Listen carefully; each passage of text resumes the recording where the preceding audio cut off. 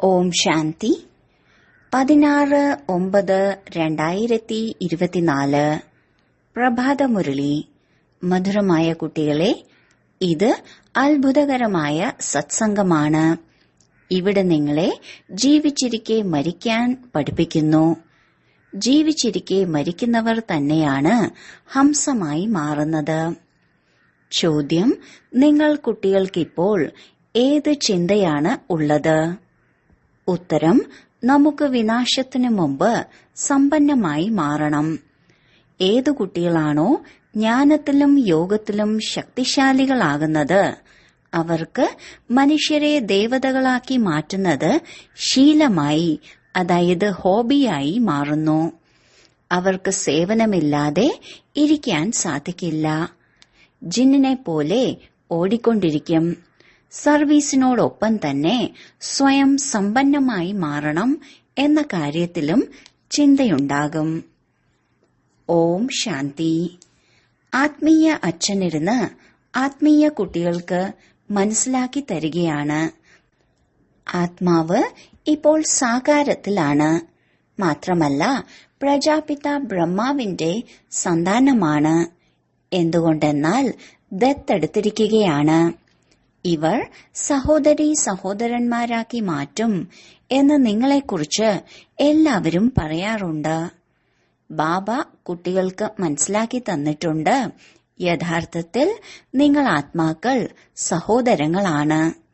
ഇപ്പോൾ പുതിയ സൃഷ്ടി ഉണ്ടാവുകയാണ്. അതിനാൽ ആദ്യം കുടുംബയായ ബ്രാഹ്മണർ ആവശ്യമാണ്. നിങ്ങൾ ശൂദ്രരായിരുന്നു, ഇപ്പോൾ പരിവർത്തനപ്പെട്ടതാണ്. ബ്രാഹ്മണരും തീർച്ചയായും വേണമല്ലോ. പ്രജാപിത ബ്രഹ്മാവിന്റെ പേര് പ്രശസ്തമാണ്.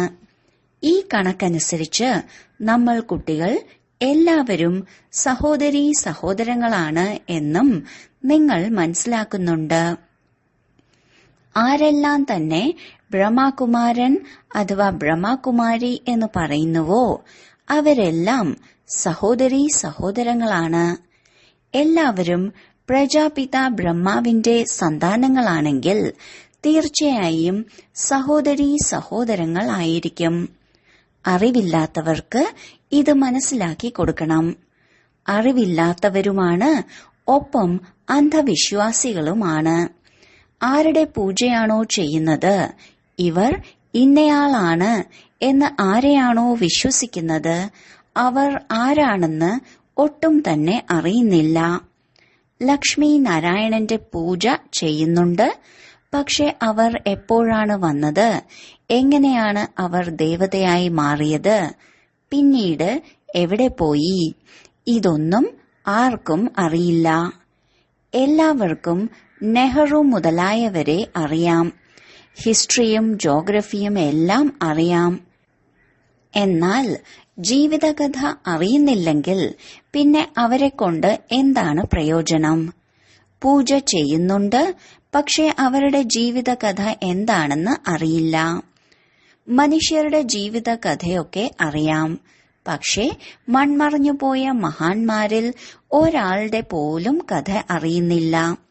ശിവന് എത്ര പൂജാരിമാരാണ് ഉള്ളത്, പൂജ ചെയ്യുന്നു. എന്നിട്ടും ഭഗവാൻ തൂണിലും തുരുമ്പിലുമുണ്ട്, കണകണങ്ങളിലുമുണ്ട് എന്നെല്ലാം പറയുന്നു. എന്താ ഇത് ജീവിത കഥയായോ? ഇത് ബുദ്ധിയുള്ളവർ പറയേണ്ട കാര്യമല്ല. സ്വയം തന്നെത്താനെ പതീതമെന്ന് പറയുന്നു. പതീതം എന്ന വാക്ക് എത്ര യോജിച്ചതാണ്. പതീതം അർത്ഥം വികാരി. നിങ്ങളെ ബ്രഹ്മകുമാരൻ കുമാരി എന്ന് പറയുന്നത് എന്തുകൊണ്ടാണ് എന്നത് നിങ്ങൾക്കറിയാം. എന്തുകൊണ്ടെന്നാൽ ബ്രഹ്മാവിന്റെ സന്താനങ്ങളാണ്. മാത്രമല്ല, ദത്തെടുത്തതാണ്. നമ്മൾ കുഖവംശാവലികളല്ല, മുഖവംശാവലിയാണ്. ബ്രാഹ്മണ ബ്രാഹ്മണികൾ സഹോദരീ സഹോദരങ്ങളല്ലേ. അതിനാൽ അവർക്കിടയിൽ ക്രിമിനൽ ദൃഷ്ടി ഉണ്ടാവുക സാധ്യമല്ല. മോശമായ ചിന്തകളിൽ മുഖ്യമായത് കാമത്തിന്റേതാണ്. നിങ്ങൾ പറയുന്നു, ഞങ്ങൾ പ്രജാപിത ബ്രഹ്മാവിന്റെ സന്താനങ്ങൾ, സഹോദരീ സഹോദരങ്ങൾ ആവുകയാണ്. നമ്മളെല്ലാവരും ശിവബാബയുടെ കുട്ടികളാണ്, പരസ്പരം സഹോദരങ്ങളാണ് എന്ന് നിങ്ങൾ മനസ്സിലാക്കുന്നുണ്ട്. ഇതും പക്കയാണ്. ലോകത്തിന് ഒന്നും അറിയില്ല, ഇങ്ങനെ വെറുതെ പറയുന്നുവെന്ന് മാത്രം. മുഴുവൻ ആത്മാക്കളുടെയും പിതാവ് ഒരു ബാബയാണ് എന്ന് നിങ്ങൾക്ക് മനസ്സിലാക്കി കൊടുക്കാൻ സാധിക്കും. ബാബയെ എല്ലാവരും വിളിക്കുന്നു. നിങ്ങൾ ചിത്രവും കാണിച്ചിട്ടുണ്ട്. വലിയ വലിയ ധർമ്മങ്ങളിലുള്ളവർ നിരാകാരനായ ബാബയെ അംഗീകരിക്കുന്നുണ്ട്. ബാബ നിരാകാരനായ ആത്മാക്കളുടെ പിതാവാണ്. പിന്നെ സാകാരത്തിൽ എല്ലാവരുടെയും പിതാവ് പ്രജാപിത ബ്രഹ്മാവാണ്.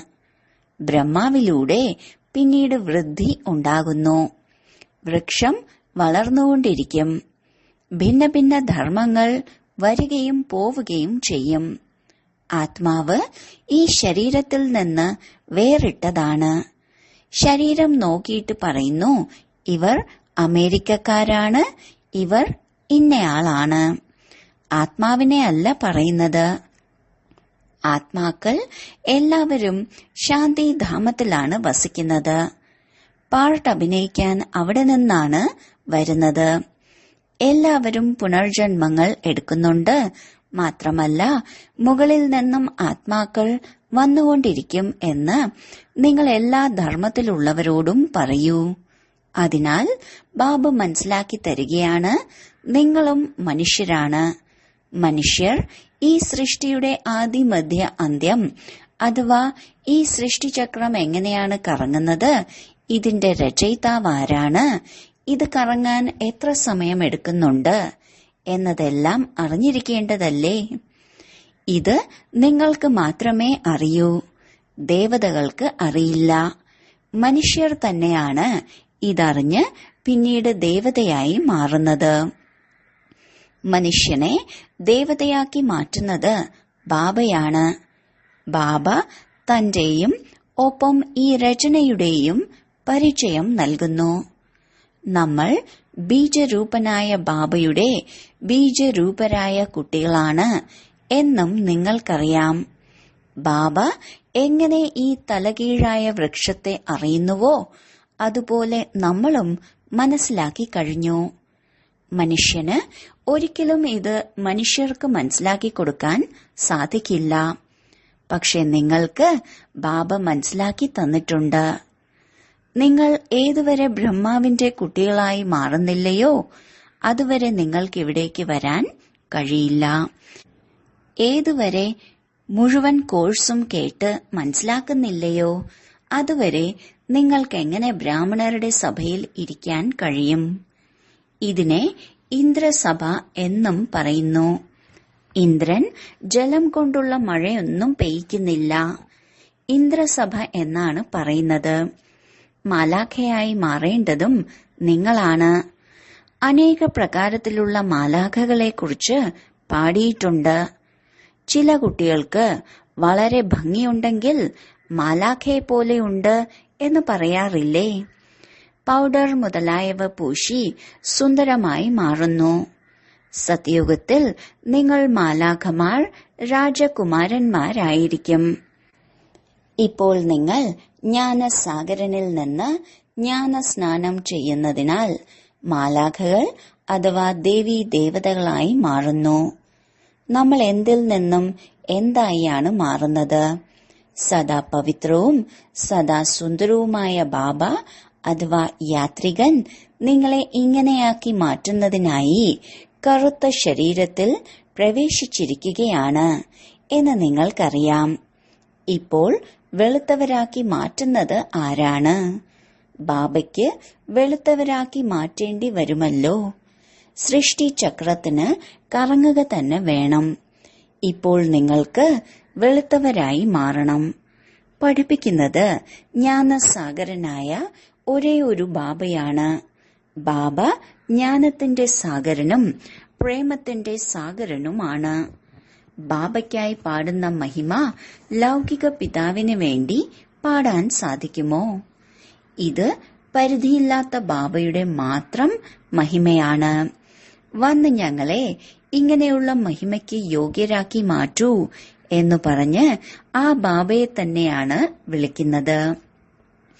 ഇപ്പോൾ നിങ്ങൾ അതും നമ്പർ വൈസ് പുരുഷാർത്ഥമനുസരിച്ച് ആയിത്തീർന്നുകൊണ്ടിരിക്കുകയല്ലേ. പഠിപ്പിൽ എല്ലാവരും ഏകരസമായിരിക്കില്ല.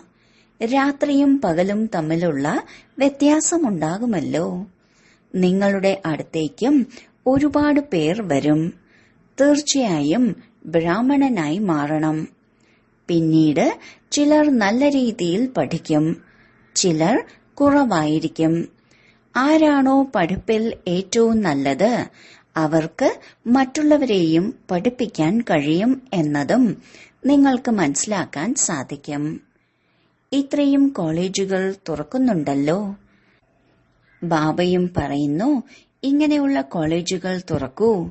ഇതിലൂടെ എല്ലാവരും മനസ്സിലാക്കണം, ഈ കോളേജിലൂടെ രചയിതാവിന്റെയും രചനയുടെ ആദിമധ്യ അന്ത്യത്തിന്റെയും ജ്ഞാനം ലഭിക്കും. ബാബ ഭാരതത്തിൽ തന്നെയാണ് വരുന്നത്. അതിനാൽ ഭാരതത്തിലാണ് കോളേജുകൾ തുറന്നുകൊണ്ടിരിക്കുന്നത്. മുന്നോട്ടു പോകവേ വിദേശത്തും ആരംഭിക്കും. വളരെയധികം കോളേജുകളും യൂണിവേഴ്സിറ്റികളും വേണമല്ലോ. ഇവിടെ വളരെയധികം പേർ വന്ന് പഠിക്കും. പിന്നീട് എപ്പോൾ പഠിപ്പ് പൂർത്തിയാകുന്നുവോ അപ്പോൾ എല്ലാവരും ദേവീ ദേവതാ ധർമ്മത്തിലേക്ക് ട്രാൻസ്ഫർ ആകും. അല്ലെങ്കിൽ മനുഷ്യനിൽ നിന്നും ദേവതയായി മാറും. നിങ്ങൾ മനുഷ്യനിൽ നിന്നും ദേവതയാകുന്നില്ലേ? പാട്ടുമുണ്ട്, മനുഷ്യനിൽ നിന്നും ദേവതയാക്കി മാറ്റി. ഇവിടെ ഇത് മനുഷ്യരുടെ ലോകമാണ്, അത് ദേവതകളുടെ ലോകമാണ്. ദേവതകളും മനുഷ്യരും തമ്മിൽ രാത്രിയുടെയും പകലിന്റെയും വ്യത്യാസമുണ്ട്. പകൽ ദേവതകളാണ്, രാത്രിയിൽ മനുഷ്യരാണ്. എല്ലാവരും ഭക്തർ തന്നെ ഭക്തരാണ്, പൂജാരികളാണ്. ഇപ്പോൾ നിങ്ങൾ പൂജ്യരിൽ നിന്നും പൂജാരിയാകുന്നു. സത്യുഗത്തിൽ ശാസ്ത്രം, ഭക്തി എന്നിവയുടെ പേരുപോലും ഉണ്ടാകില്ല. അവിടെ എല്ലാവരും ദേവതകളായിരിക്കും. ഭക്തരായിരുന്ന മനുഷ്യർ തന്നെയാണ് പിന്നീട് ദേവതയായി മാറുന്നത്. അത് ദൈവിക ലോകമാണ്. ഇതിനെ ആസുരീയ ലോകമെന്നാണ് പറയുന്നത്. രാമരാജ്യവും രാവണരാജ്യവും. രാവണരാജ്യം എന്ന് എന്തിനെയാണ് പറയുന്നത്? രാവണൻ എപ്പോഴാണ് വന്നത് എന്നതെല്ലാം മുൻപ് നിങ്ങളുടെ ബുദ്ധിയിൽ ഉണ്ടായിരുന്നോ? ഒന്നും അറിയില്ലായിരുന്നു. ലങ്ക സമുദ്രത്തിൽ മുങ്ങിപ്പോയി എന്ന് പറയുന്നു. ദ്വാരകയെക്കുറിച്ചും ഇങ്ങനെ തന്നെയാണ് പറയുന്നത്. ഈ മുഴുവൻ ലങ്കയും മുങ്ങാനുള്ളതാണ്. മുഴുവൻ ലോകവും പരിധിയില്ലാത്ത ലങ്കയാണ്. ഇതെല്ലാം മുങ്ങിപ്പോകും, വെള്ളം വരും എന്നെല്ലാം ഇപ്പോൾ നിങ്ങൾക്കറിയാം.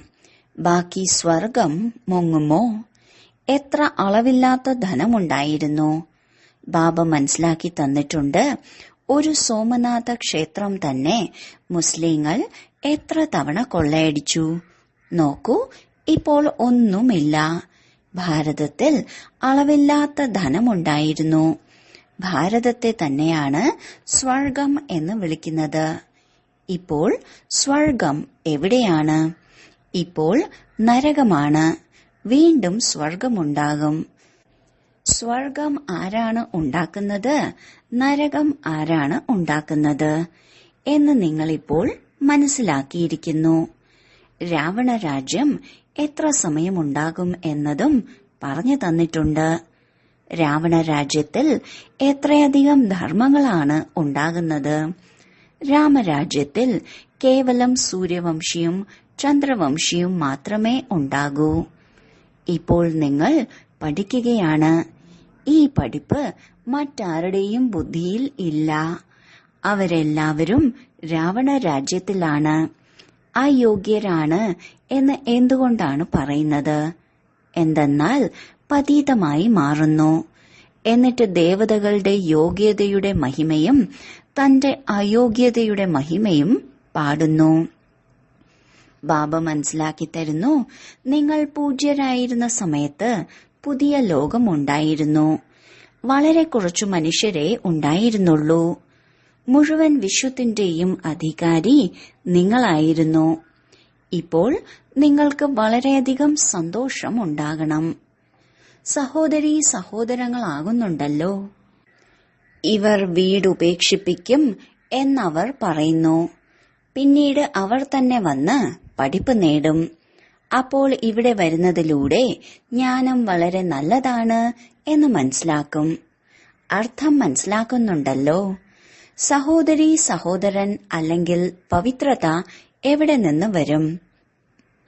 എല്ലാത്തിന്റെയും ആധാരം പവിത്രതയാണ്. ബാബ വരുന്നതും മഗധ ദേശത്തിലാണ്. ഇത് വളരെ അധപ്പതിച്ചു പോയ ദേശമാണ്. വളരെ പതീതമാണ്. കഴിക്കുന്നതും കുടിക്കുന്നതും പോലും മോശമാണ്. ബാബ പറയുന്നു, ഞാൻ വളരെയധികം ജന്മങ്ങളുടെ അന്തിമ ജന്മത്തിലാണ് പ്രവേശിക്കുന്നത്. ഇവർ തന്നെയാണ് 84 ജന്മങ്ങൾ എടുക്കുന്നത്. അവസാനത്തെ ആൾ തന്നെ ആദ്യവും ആദ്യത്തെ ആൾ തന്നെയാണ് അവസാനവും വരുന്നത്. ഒരാളുടെ ഉദാഹരണമല്ലേ പറഞ്ഞു തരിക. നിങ്ങളുടെ പരമ്പര ഉണ്ടാവുകയാണ്. എത്ര നല്ല രീതിയിൽ മനസ്സിലാക്കി മുന്നോട്ടു പോകുന്നുവോ അത്രയും അധികം പേർ നിങ്ങളുടെ അടുത്തേക്ക് വന്നുകൊണ്ടിരിക്കും. ഇപ്പോൾ ഇത് വളരെ ചെറിയ വൃക്ഷമാണ്. കൊടുങ്കാറ്റുകളും ഒരുപാട് വരും. സത്യയുഗത്തിൽ കൊടുങ്കാറ്റിന്റെ കാര്യമേ ഇല്ല. ഇവിടെയാണെങ്കിൽ ഇരുന്ന ഇരിപ്പിൽ തന്നെ മരിക്കുന്നു.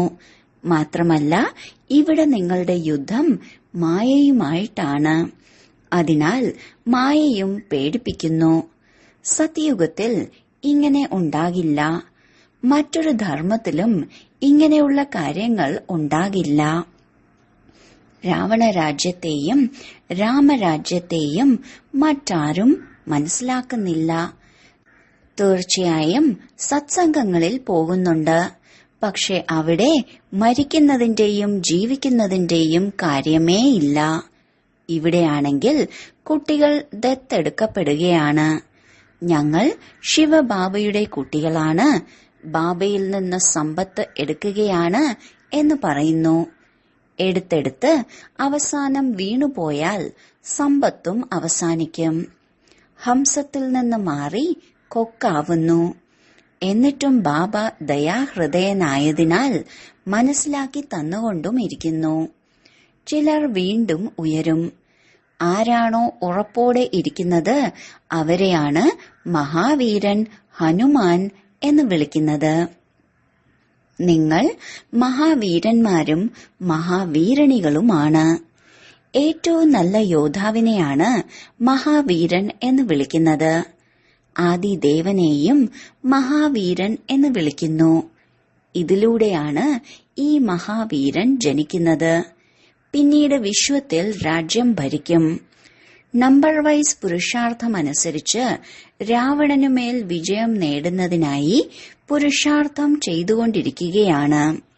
രാവണൻ 5 വികാരങ്ങളാണ്. ഇത് മനസ്സിലാകുന്ന കാര്യമാണ്. നിങ്ങളുടെ ബുദ്ധിയുടെ പൂട്ട് ബാബ ഇപ്പോൾ തുറക്കുകയാണ്. പിന്നീട് പൂട്ട് പൂർണമായും അടയും. ഇവിടെയും അങ്ങനെയാണ്.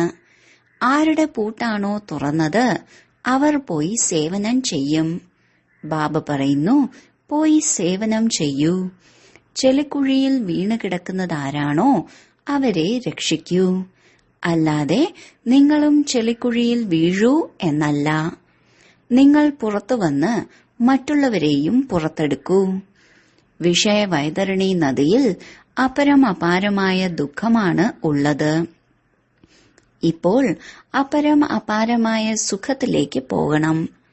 ആരാണോ അപരം അപാരമായ സുഖം നൽകുന്നത് അവരുടെ മഹിമയാണ് പാടുന്നത്. ദുഃഖം നൽകുന്നയാളാണ് രാവണൻ. എന്താ രാവണന്റെ മഹിമ പാടുമോ? രാവണനെ അസുരൻ എന്നാണ് പറയുന്നത്. ബാബ പറയുന്നു, നിങ്ങൾ രാവണ രാജ്യത്തിലായിരുന്നു. ഇപ്പോൾ അളവില്ലാത്ത സുഖം നേടുന്നതിനായി ഇവിടെ വന്നിരിക്കുകയാണ്. നിങ്ങൾക്ക് എത്രയധികം സുഖമാണ് ലഭിക്കുന്നത്.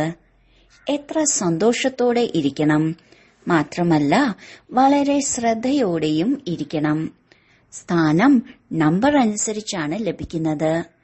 ഓരോ അഭിനേതാവിന്റെയും സ്ഥാനം വ്യത്യസ്തമാണ്. എല്ലാവരിലും ഈശ്വരനുണ്ടാവുക എന്നത് സാധ്യമല്ല. ബാബ ഇരുന്ന് എല്ലാ കാര്യവും പറഞ്ഞു തരുന്നു. നിങ്ങൾ നമ്പർ വൈസ് പുരുഷാർത്ഥമനുസരിച്ച് രചയിതാവിനെയും രചനയുടെ ആദിമധ്യ അന്ത്യത്തെയും മനസ്സിലാക്കി. പഠിപ്പിൽ നമ്പർ വൈസായാണ് മാർക്ക് ലഭിക്കുക. ഇത് പരിധിയില്ലാത്ത പഠിപ്പാണ്. കുട്ടികൾക്കിതിൽ വളരെയധികം ശ്രദ്ധ വേണം.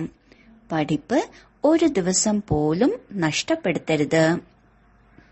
നമ്മൾ വിദ്യാർത്ഥികളാണ്. ഈശ്വരീയ പിതാവ് പഠിപ്പിക്കുകയാണ് എന്ന ലഹരി എപ്പോഴും ഉയർന്നിരിക്കണം. ഭഗവാന്റെ വാക്കുകളാണ്. പിന്നീടവർ പേരുമാറ്റി കൃഷ്ണൻ എന്ന് വെച്ചു. തെറ്റായി കൃഷ്ണ ഭഗവാന്റെ വാക്കുകളാണ് എന്ന് മനസ്സിലാക്കി.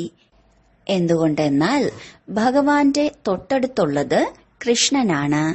ബാബ സ്ഥാപിക്കുന്ന സ്വർഗത്തിൽ നമ്പർ 1 കൃഷ്ണനാണല്ലോ.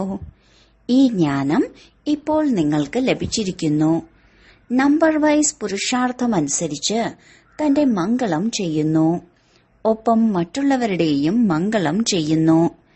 അവർക്ക് സേവനമില്ലാതെ ഒരിക്കലും സുഖം തോന്നില്ല. നിങ്ങൾ കുട്ടികൾ ജ്ഞാനയോഗത്തിൽ ശക്തിശാലി ആകുമ്പോൾ ജോലികൾ ജിന്നിനെ പോലെ ചെയ്യാൻ തുടങ്ങും. മനുഷ്യനെ ദേവതയാക്കി മാറ്റുന്നത് ശീലമായി മാറും. മരണത്തിനു മുൻപ് തന്നെ വിജയിക്കണം. സേവനം വളരെയധികം ചെയ്യണം. അവസാനം യുദ്ധം ആരംഭിക്കും. പ്രകൃതിക്ഷോഭങ്ങളും ഉണ്ടാകും.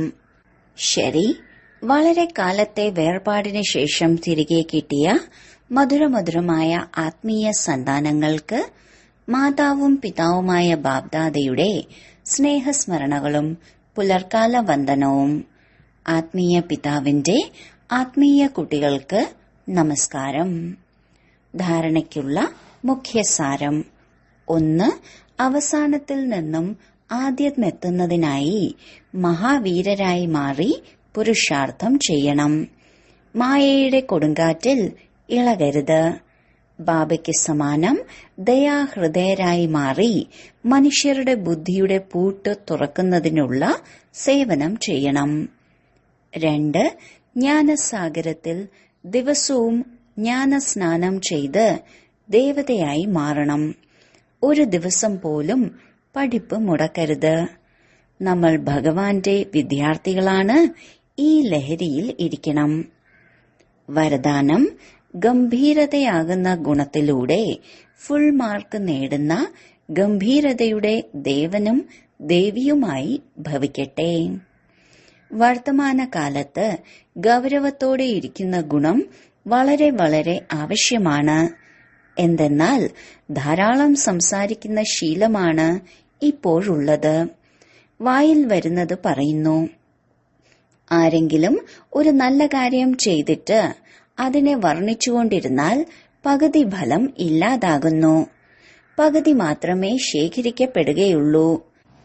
ഗൗരവത്തോടെ ഇരിക്കുന്നവർക്ക് മുഴുവൻ ഫലവും ലഭിക്കുന്നു. അതിനാൽ ഗൗരവത്തിന്റെ ദേവനും ദേവിയുമായി മാറൂ. എന്നിട്ട് തന്റെ മുഴുവൻ മാർക്കും നേടിയെടുക്കൂ. വർണ്ണിക്കുന്നതിലൂടെ മാർക്ക് കുറയും. സ്ലോഗൻ: ബിന്ദുരൂപത്തിൽ സ്ഥിതി ചെയ്യുകയാണെങ്കിൽ സെക്കൻഡിൽ സമസ്യകൾക്ക് ബിന്ദുവിടാൻ സാധിക്കും. ഓം ശാന്തി.